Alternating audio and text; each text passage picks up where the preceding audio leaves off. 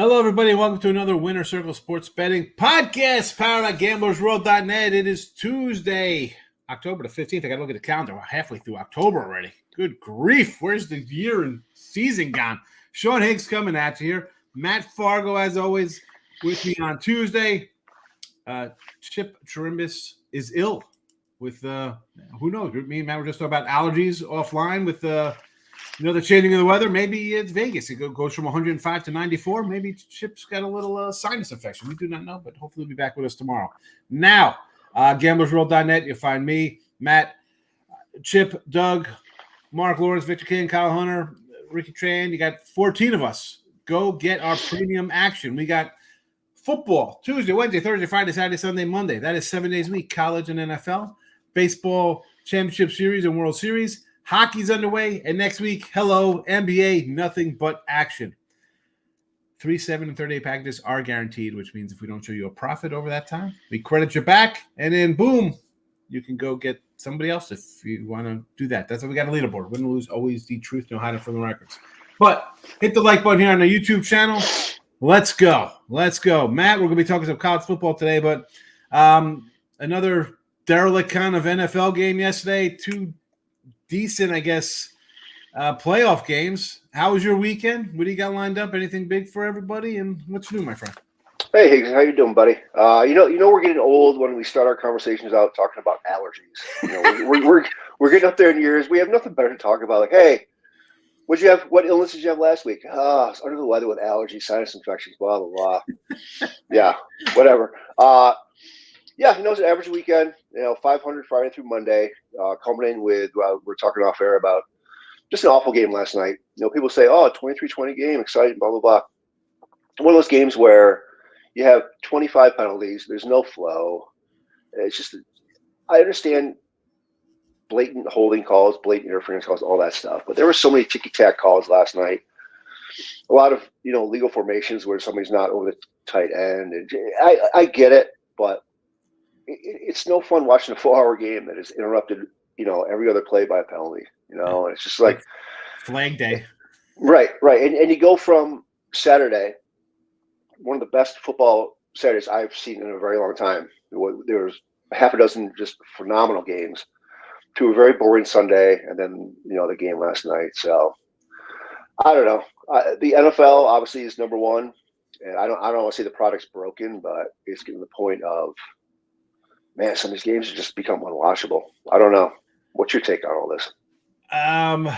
Yeah, I thought the beginning of the year we had some bad quarterback play, bad offensive. I blame it on no more practices, no more two-a-days, and limited preseason kind of nonsense. But then we saw the scoring kind of kick up a bit, right? We saw a lot of high-scoring kind of games. Like, wow, this is getting a little out of hand here.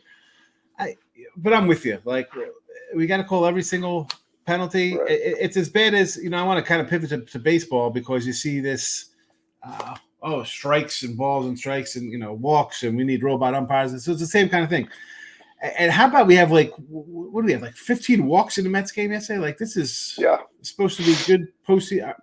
Now, I know the better pitchers, defense kind of win, but we're at a point we saw the Dodgers yesterday throw out a bullpen day for a $300 million payroll team in Game 2 of NLCS. We saw the Tigers do it which is fine, because the Dodgers actually traded their number 2 starter to the Dodgers. So you figure, okay, this is I don't know. I think it's an interesting playoff series we have here. I mean, obviously the Mets showed up yesterday. I didn't know if they'd have any heart to come back, because I see we have our, we're talking about playoffs. We have just in case you want to know, folks, playoff packages up through the World Series, 159. Go get it. Since we're talking about baseball. What are your thoughts on going back to New York, the Dodgers? I thought the Dodgers would win this in a gentleman's kind of sleep, 4-1, maybe 4-2. But after that pitching performance, I think maybe the Mets could kind of come in here and take it. Bueller's not vintage Bueller, still working back from his Tommy John surgery. His second, by the way. I kind of like them. I know we're going to get the football, but let's just do a little baseball talk there. And the Yankees, took care of business last night.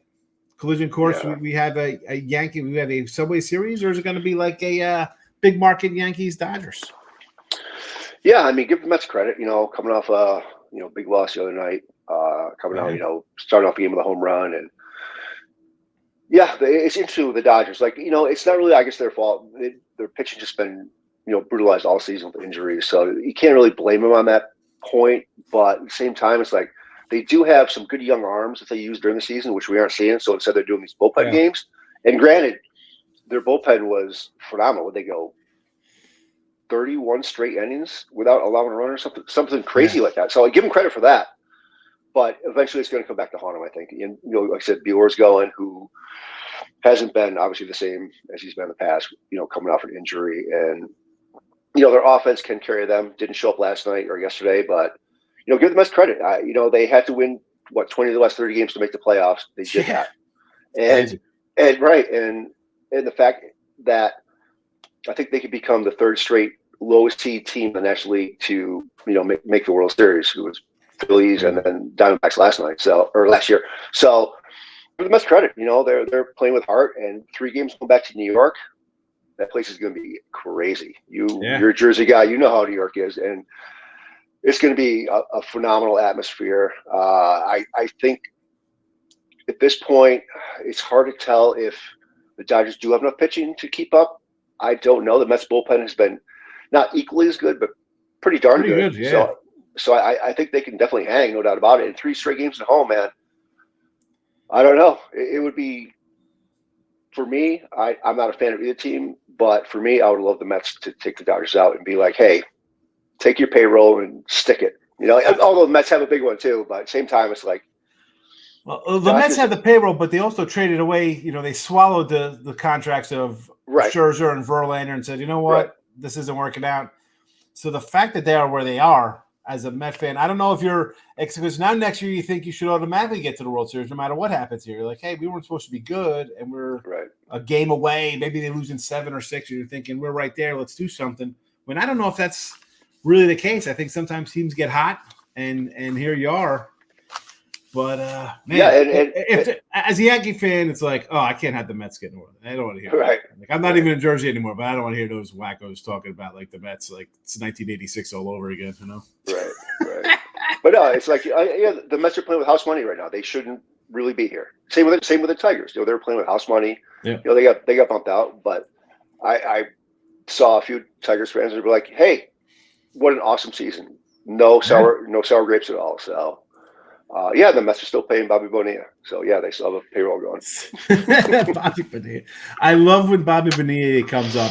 And then it's not just him, because I saw, like, the Reds were still playing, like, Ken Griffey. Like, guys who are like, who's getting paid by who? Like, those deferred, like, Chris Davis is still getting, like, $15 million a year from the Baltimore's. Like, what is this? And the Dodgers are going to be paying Shohei for another 20 years. He'll be in the Hall of Fame by then. And he'll still be getting paid. As he won't be getting paid $1 million a year either. He's going to be paid like $30 million. Right, exactly. Something way different. Ridiculous. Yeah. All right, folks. So a little baseball here. We do have some college football tonight. We're not covering these games. I don't do them on a Monday because, really Kennesaw, Middle Tennessee. We don't have to go to these smaller conferences. We do have premium posted at gamblersworld.net. If you really want to get down on Degenerate Tuesday college football, we got it. Maction, Sunbelt, whatever we got, it's posted. Hit the Gamblers World for the premium stuff. These are the freebies. Hit the like button. Subscribe. Notification bells on so you know when we do our free pick videos and our Monday and Friday football live shows. But, Matt, we're going to head to, speaking of Sunbelt, I just brought up here, Georgia State and Marshall. Marshall, a sizable fave here. A nice spot. 9 times. A 52 total. What a epic loss. I don't want to steal your thunder here, but, I mean, up 23-3 in the fourth quarter, and you lose a game on a 2-point conversion with a minute left. Oh, the pain.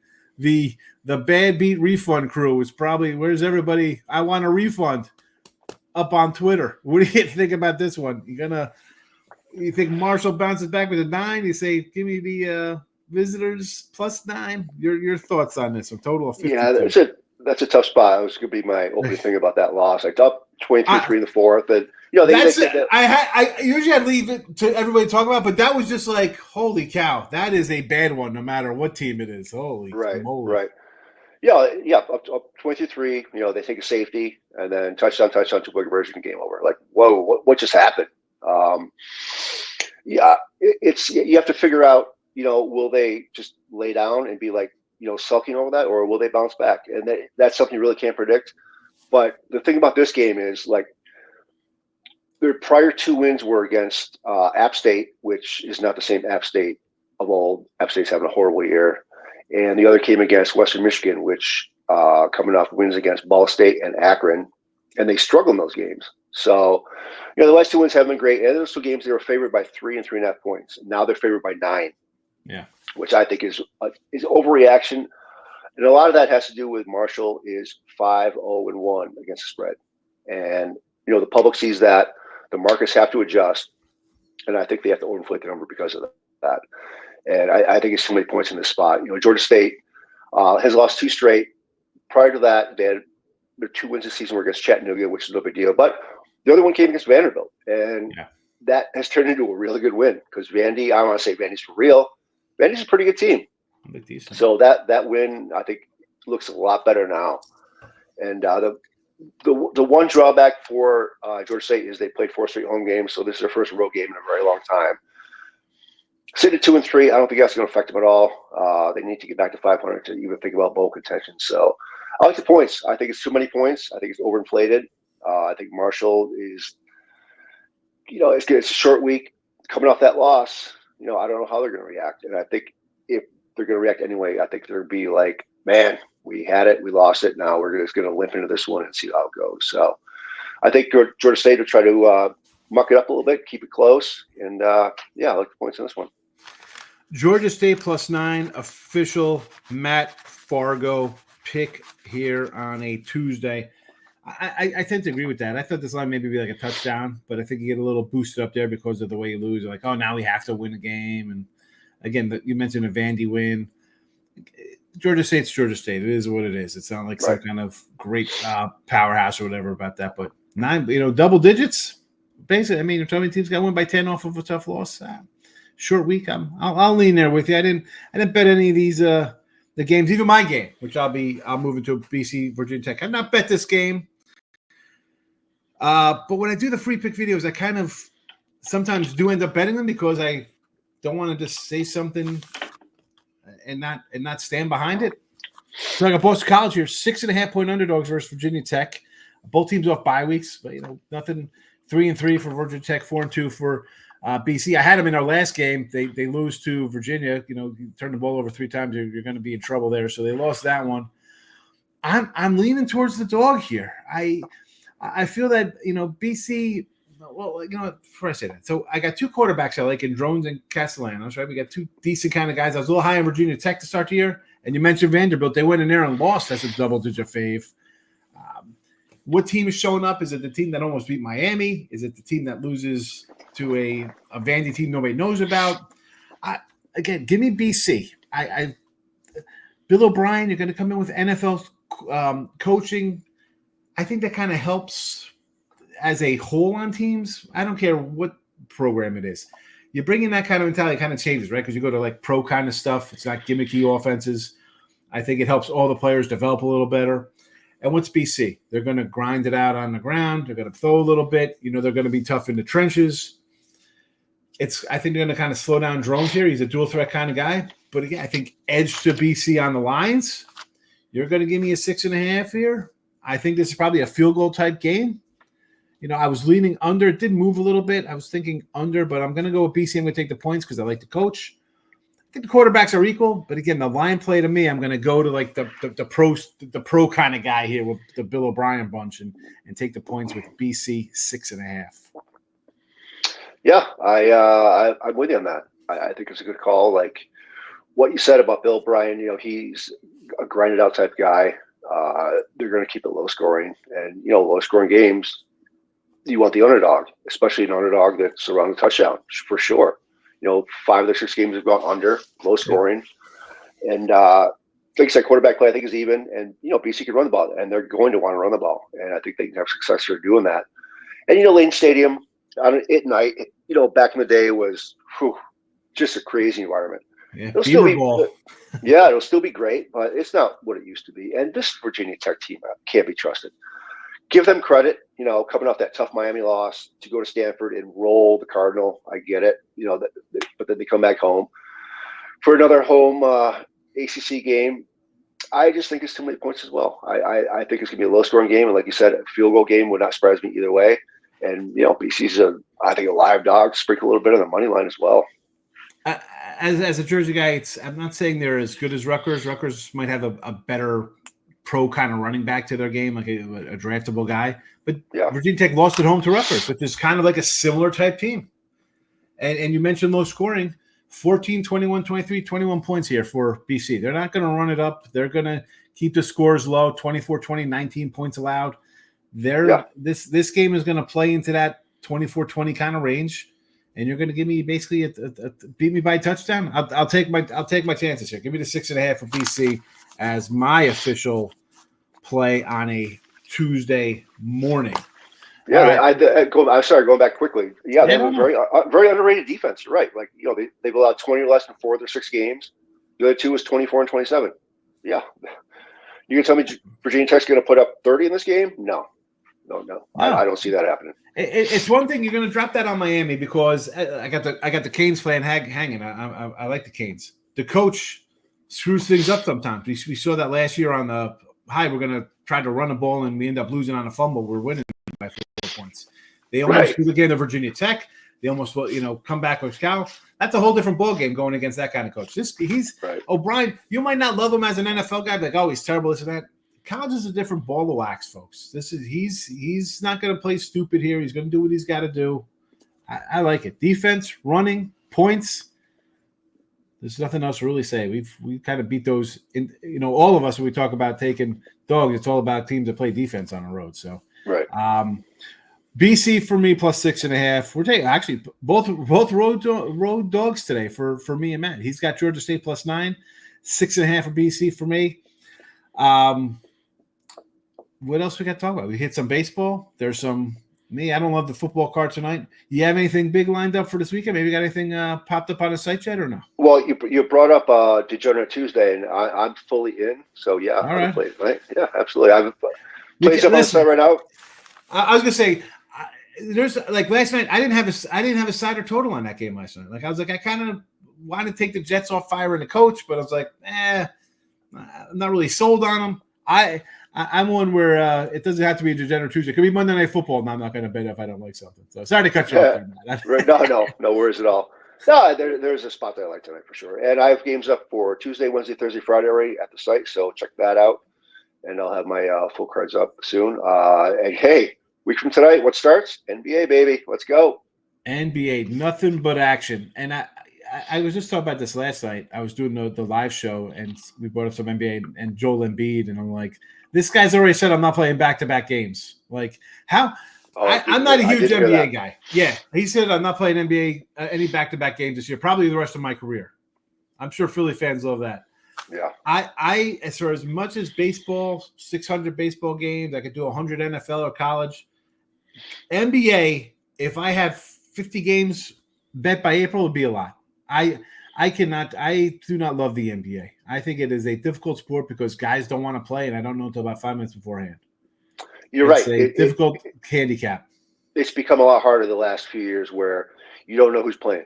You know their starting lineup from their last game. It could be completely different a day later. Back to backs, you can't bet on back to backs. And they switch it. Did they switch it where these guys only could sit out at home now too, right? Like because they're like the people on the field, like, okay, you can't sit out on the road because fans are coming to play, pay to watch so and so play. So you have to sit out at home. I mean, it's you can't do that. That's I guess that's some in-game spots for you for those out there. Right. It'll be NBA will be all about in-gaming, I think. Live betting, exactly. Yeah, they put some rule into effect. Was it last year where you have to play a certain minimum to qualify for league awards? Like, oh yeah, these guys really care. They're getting their paycheck. Some don't care. And no, I did not hear about Embiid. I know he's not playing the preseason at all. It makes sense for him not to play back-to-backs, obviously because of his, health concerns. I get it. But at the same time, like, he's a superstar, man. And like you said, like, fans come to see this guy play. And paying him. Yeah. You gotta play basketball. Right. And like how is it different now than it was, 20 years ago when, Stockton and Malone, they played every game. They played all 82 games. All these players played every night, or every night they had a game. And now it's like, if a player, a superstar player, plays 70, that's a lot. So it's hard. I'm told these athletes are in the greatest shape ever, and they could destroy the old guys. Yeah. who were smoking on the bench back in the day. Yep. They're the most conditioned, greatest athletes in the world who cannot play a game that they are being paid millions of dollars for. This is what I say about the NBA, and I'll say it here, and I'll say it all season long. They had to come up with an in-game season tournament to keep the players interested. It's a joke. Like these guys, they're making 20, 30 million. I don't know if I'm going to play today. How can I bet on that? If you don't have the heart to play today, there's no way I can put my money on you. Can't do it. Yep, I agree. No, you're right. Like it's the only sport where you can't bank on your roster being the same from game to game. Baseball, obviously, it's different because they play every day, so you have to switch it up. Granted, football, barring any injuries, your lineups are going to be the same every week. But and even in college football, obviously same as the NFL. College basketball, dude, these kids come out and play hard every game. Granted, they want to play for an NBA contract, some of them, but at the same time, they want to win. They want to play as much as they can. Whereas November the 6th for college basketball, I believe, is the first game. It's November 6th. Yep. Looking forward to that. Oh, it's a great time of year. Great time of year. See, I say NBA for me is no betting allowed because I got NFL, college football, we got college hoops.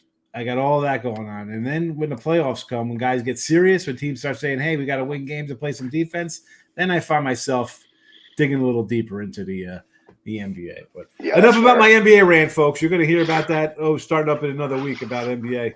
But official college football for these picks are for Wednesday. They're for tomorrow. These are Thursday ESPN. Thursday. Yeah, a little ESPN action here.